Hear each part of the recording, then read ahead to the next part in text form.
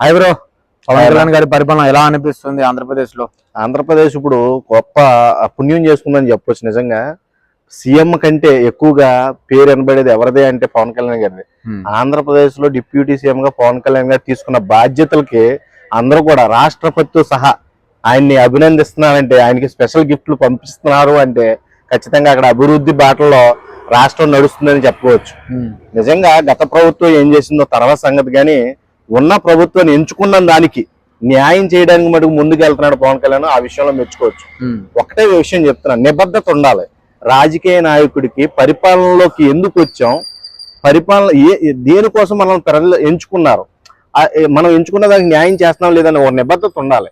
ఆ నిబద్ధత కలిగిన వ్యక్తే కొనిదెల పవన్ కళ్యాణ్ అని నేను ఒక సగర్వంగా చెప్తే. ఎందుకంటే నేను ఒక అభిమానిలాగా ఆయన్ని పొగడట్లేదు, ఒక రాజకీయ నాయకుడి లాగానే చూస్తున్నా. ఇప్పటికే ఆయన పరిపాలనలో రాకముందు మాట్లాడిన మాటలకు, పరిపాలనలోకి వచ్చిన తర్వాత మాట్లాడిన మాటలు యాజ్ ఇట్ ఈజ్ ఒకేలాగా ఉన్నాయి. ఎప్పుడు కూడా మాట మార్చలేదు, మడం తిప్పలేదు. అర్థమైందా?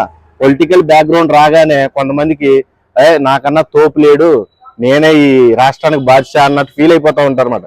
గత ప్రభుత్వంలో చూసాం, ఎమ్మెల్యేలని ఎంపీలని చాలా నీచంగా అసభ్యకరంగా ప్రవర్తించిన తీరు చూసాం. వాళ్ళు మాట్లాడిన మాటల వల్లే ఈ రోజున వైఎస్ఆర్సీపీ వెనకబడిపోయిందని చెప్పడానికి ఏకైక కారణం కొంతమంది, ఒక 10 మంది మంత్రులే కారణం. అక్కడ సీఎం, ఎక్స్ సీఎం కూడా కాదు కారణం, మంత్రులే కారణం. కాబట్టి ఆ పార్టీకి అలా జరగడానికి కారణం వాళ్ళే అని నేను ఎలా చెప్తున్నానో, అలాగే ఈయన కూడా ఫస్ట్ లో అంటే కూటమి ఏర్పడిన తర్వాత గెలవక ముందు మాట్లాడిన మాట తీరు, గెలిచిన తర్వాత ప్రజల పట్ల ఉన్న బాధ్యత, గౌరవం అలాగే ఉన్నాయి చూడు. అది గ్రేట్నెస్, అది వండర్. సో పవన్ కళ్యాణ్ గారు ఏవైతే సూపర్ 6 అన్నారో, సో ఆ సూపర్ 6 సెటిల్ అయ్యి అనుకుంటున్నారు మీరు? అంటే మీరు ఏంటంటే చాలా మందికి, మీకే కాదు ఈ డౌట్, ప్రతి మనిషికి ఉన్న ఆశాజీవులు మాట. ఇప్పుడు అమ్మ అరిచి పెడితే పరిగెట్టుకుంటూ వచ్చి అమ్మ దగ్గరికి వస్తాడు చూడు. అంటే ఒక పిల్లోడిని లాలించాలంటే కొన్ని ఆశలు చూపించాలి.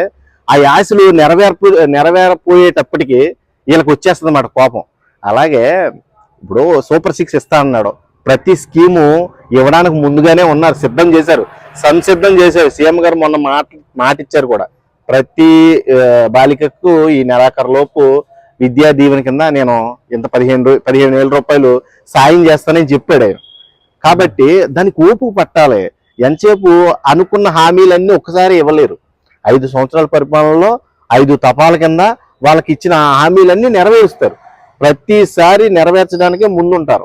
ఏ ప్రభుత్వం అయినా సరే తీసుకున్న నిర్ణయానికి కట్టుబడి లేకపోతే నెక్స్ట్ టైం రిజల్ట్ ఎలా ఉంటుందో మీకు తెలుసు, ప్రజలే నిర్ణయిస్తారు. కాబట్టి ఇప్పుడు రాష్ట్రాల్లో జరిగేది ప్రజాపాలన, చాలా మందికి తెలియట్లేదు. బిర్యానీ పెట్టి ఒక 2,000 చేతిలో పెడితే ఓటేసే రోజులు కాదు. ఖచ్చితంగా చెప్తున్నా, ప్రజాపాలన నడుస్తుంది. ప్రజలు ఎవరికైతే ఓటేయాలి, ఇది కరెక్ట్ అనుకుంటే ఆ మనిషికి మారిపోతున్నారు. మీరు లాస్ట్ రిజల్ట్ కూడా చూడండి. వై నాట్ 175 అన్న వ్యక్తిని కూడా 11కు పరిమితి చేశారు. అంటే జనాలకు అన్ని రకాల సదుపాయాలు ఇచ్చాడు. మళ్ళీ ప్రతిపక్ష నేత అమ్మఒడి ఇచ్చాడు, విద్యాదీవెన ఇచ్చాడు, ఆటోలకి వసతి ఇచ్చాడు, వాళ్ళకి కొంత అమౌంట్ ఇచ్చాడు, మిషన్ కుట్టే అమౌంట్ ఇచ్చాడు, ఓల్డ్ ఇచ్చాడు.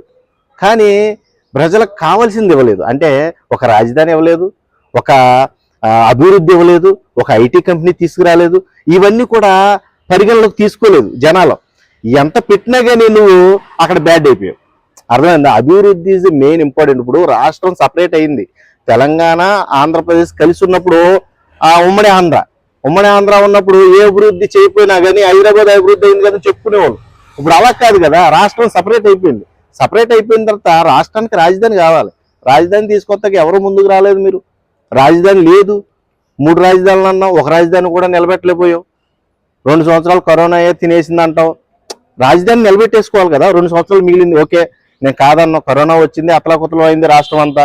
తర్వాత 2 సంవత్సరాలు నువ్వు రాజధాని నిలబెట్టేసేయాలి. ఒక చోట ఫిక్స్ చేసుకుని నిలబెట్టాలి. 3 చోట్ల అన్నావు, ఏ చోట కాలేదు. కాబట్టి ప్రజలు వ్యతిరేకత చూపించారు. ఇప్పుడు పవన్ కళ్యాణ్ గారు సుగాలి ప్రీతి కేసు అని ఇవన్నీ చెప్పారు. సుగాలి ప్రీతి కేసు మరి ఎంతవరకు ముందుకెళ్ళింది? ఎవరెవరు సుగాలి ప్రీతి కేసు ఎంతవరకు ముందుకెళ్ళండి? సో 35,000 మంది మిస్సింగ్ అన్నారు, పరిపాలన వాళ్ళదే. మరి ఎంతమంది తీసుకొచ్చారు?